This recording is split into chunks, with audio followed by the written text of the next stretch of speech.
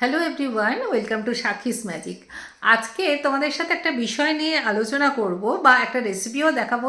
শুধু আমার সামনে আসার কারণ হচ্ছে একটা বিষয় তোমাদের জানাবার, অনেকেই জানো, তা আমি যারা জানো না তাদের জন্য বলছি।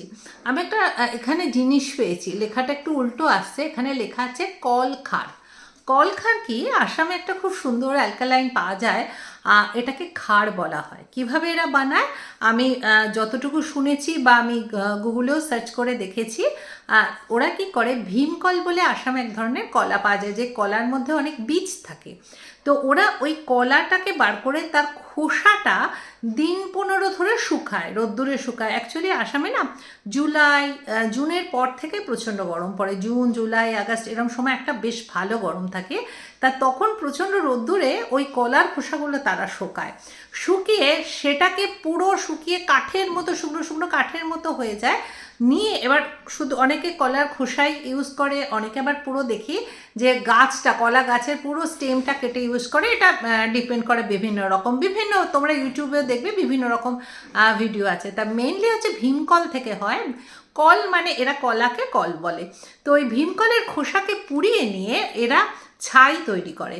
ছাই যখন হয়ে গেল, অর্থাৎ আগুনটা পুড়ে গিয়ে পুরো ছাই হয়ে গেল, এবার সেই ছাইকে ওরা জলে ভিজিয়ে রাখে। এবার সেই জলটা আস্তে আস্তে আস্তে আস্তে আস্তে আস্তে যখন থিতিয়ে যায়, নিচয় ছাইটা নেমে যায়, ওপরে ফিল্টারের মতো হয়ে যায় জলটা, সেই জলটা ছেঁকে নেয়। নিয়ে সেটা যে এত খাদ্যগুণ বেশি, অর্থাৎ এদের খাবার, আমি এর আগেও আমার একটা ভিডিওতে বলেছিলাম যে আমাদের ওয়েস্ট বেঙ্গলের থেকে আসামের খাদ্যাভ্যাস কিন্তু অনেক ভালো। এরা শরীরের উপর নির্ভর করে শরীর যেটা নেবে সেই ধরনের খাবার খায়। এখানে জাঙ্ক ফুড বা অন্যান্য খাবারের যেগুলো স্পাইস খাবারের যে দোকান আমাদের যেটা ওয়েস্ট বেঙ্গলে প্রচুর আছে, সেখানে তুলনামূলক এখানে কম, বা খাদ্যাভ্যাসটা এদের অনেকটা স্বাস্থ্য সচেতনমূলক। তো তারা কি করে, এই কল খার, অর্থাৎ এই খার তো তৈরি হলো, এই খারকে তারা বিভিন্ন রকম খাদ্যে ব্যবহার করে। কেন ব্যবহার করে আমরা এখন জানি। গাট হেলথ মানে আমাদের পেটের কথা আমরা বারবার, আমাদের বিভিন্ন রকম এখন ডাক্তাররা বা রিসার্চে আসছে যে আমাদের সমস্ত সমস্যার উৎস হচ্ছে গাট হেলথ, মানে পেট। গাট হেলথ যদি ঠিক না থাকে, আমাদের পেট রিলেটেড, সে তোমরা জানো আমি ডাক্তার নই, এত কিছু বলতে পারবো না, যাই হোক, পেট রিলেটেড সমস্ত সমস্যা বা আমাদের শরীরের সমস্ত বেশিরভাগ রোগের উৎস হচ্ছে গাট হেলথ। অর্থাৎ পেট যদি ঠিক থাকে, আমাদের শরীর সব ঠিক থাকবে। তা ওরা এই খাটটা ইউজ করে থাকে বিভিন্ন খাবারে। খাটটা অ্যাকচুয়ালি কি হয়, কোনো জিনিসকে খুব সহজ পাচ্য করে দেয় এবং টেস্টটা একটু অন্য ধরনের করে দেয়। অ্যাকচুয়ালি এই খাটটা একদম ভেষজভাবে বানানো, তো জৈবিক পদ্ধতিতে বানানো, তো শরীরের পক্ষে ভালো। তা এখন ডাক্তাররা বা রিসার্চ বলছে, যেমন অন্তত সপ্তাহে একদিন আমরা যেটা বলে থাকি পান্তা ভাত খাওয়া ভালো, fermented food like idli dosa, এই সমস্ত জাতীয় যেগুলো ফার্মেন্ট করে বানানো হয় সেগুলো একটা করে খাওয়া ভালো। সেই রকম এই কলখার দিয়ে যে কোনো রকম এখানে সবজিতে ওরা ইউজ করে থাকে। যেমন পেঁপে, নর্মাল পেঁপে, আমাদের কাঁচা পেঁপে পেটের পক্ষে ভালো। অল্প একটু মেথি ফোড়ন দিয়ে পেঁপেগুলো দিয়ে একটু খাড়, অল্প একটুখানি খাড় দিলে, একটু জল দিয়ে ঢাকা দিয়ে সেদ্ধ করলো, এবং খুব সুন্দর শুকনো শুকনো হলো, সেটা ওরা ভাত দিয়ে খায়, রুটি দিয়ে, বা রুটি কতটা চল আছে আমি জানি না, ভাতের সাথে ভালো যায়। তো এইভাবে ওরা খাড় ইউজ করে। তা আজকে আমি এই খাড়টা দিয়ে, চলো একটা চিকেন, আমার কাছে বেশ কিছুটা চিকেন আছে, কিছুটা না খুবই সামান্য চিকেন আছে, একটু চিকেনের একটা অয়েল ছাড়া, অয়েল ফ্রি একটা স্টু টাইপের এখানে গাঢ়রা খেয়ে থাকে। অ্যাকচুয়ালি পুরোপুরি ওদের রেসিপি আমি পুরোটা হয়তো ফলো করছি না, অথেন্টিক কথাটা আমি ইউজ করছি না, একটু সাকিস ম্যাজিকের টাচ থাকবে।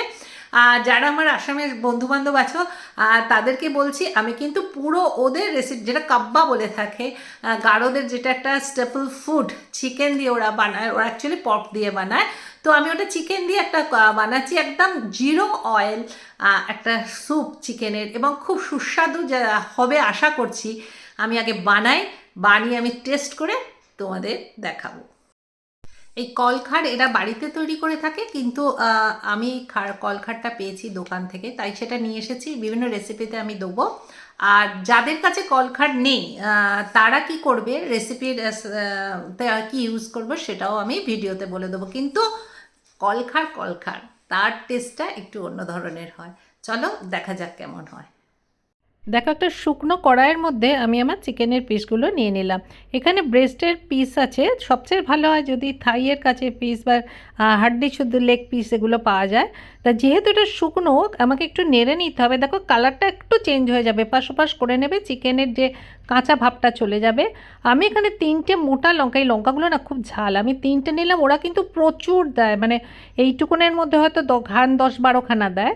তো লঙ্কা ওরা যে দেয়, আমি এটা চিড়ে দিলাম।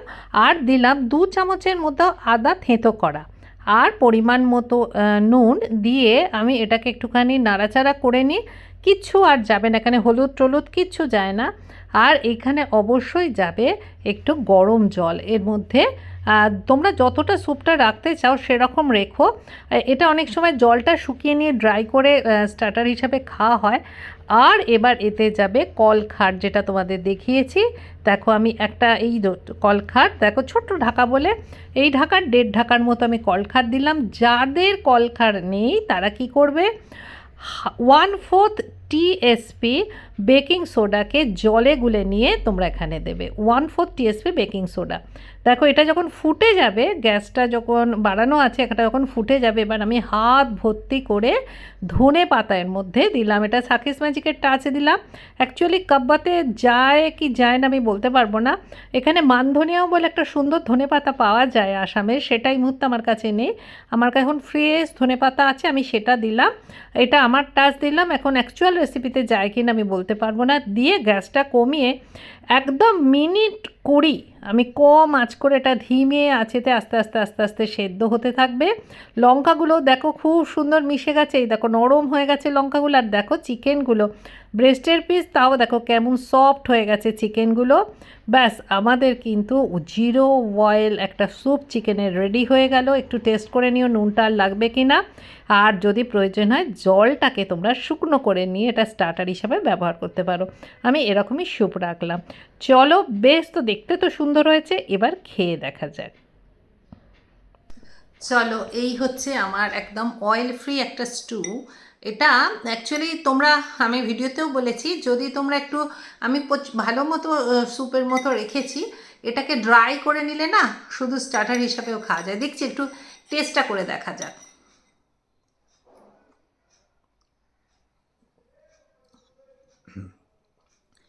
অনবদ্য ব্যাপারটা কি হয়েছে, আহ মুখ ছেড়ে গেল। আমার মতো যারা এই হালকা খাবারটা পছন্দ করো না, একটা লঙ্কা, যেটা আমি 3টে লঙ্কা দিয়েছিলাম, এরা একটু বেশি লঙ্কা ইউজ করে। লঙ্কার একটা ঝাঁঝ আছে, আদার একটা ঝাঁঝ আছে, আদা থেঁতো করা, আর অবশ্যই ধনে পাতার একটা ঝাঁঝ আছে। একটা অদ্ভুত সুন্দর টেস্ট। এই টেস্টটা না না কোল্ড খেলে তোমরা কেউ বুঝতে পারবে না। প্লিজ এটা একটুখানি বাড়িতে যারা খুব লাইট খেতে পছন্দ করো, একটা চিকেনও নিলাম। আমার চিকেনটা একটু ব্রেস্টের পিস ছিল, তো খুব সফট হয়ে গেছে চিকেনটা, মুখের মধ্যে মেল্ট হয়ে গেল। এটা হাড্ডি চিকেন দিয়ে, মানে থাইয়ের কাছে চিকেন দিয়ে করবে, তাহলে অ্যাকচুয়ালি ওর চিকেনের যে ফ্যাট থাকে সেই ফ্যাটেতে এর থেকে টেস্টটা, চিকেনের ফ্যাট থেকেই এই অয়েলটা অ্যাকচুয়াল আসে, ওরা আলাদা করে তো অয়েল দেয় না। অনবদ্য অনবদ্য টেস্ট। প্লিজ একবার আমার রিকোয়েস্ট, তোমরা একবার বানিয়ে দেখো। চলো আবার কোনো নতুন রেসিপি নিয়ে আসবো।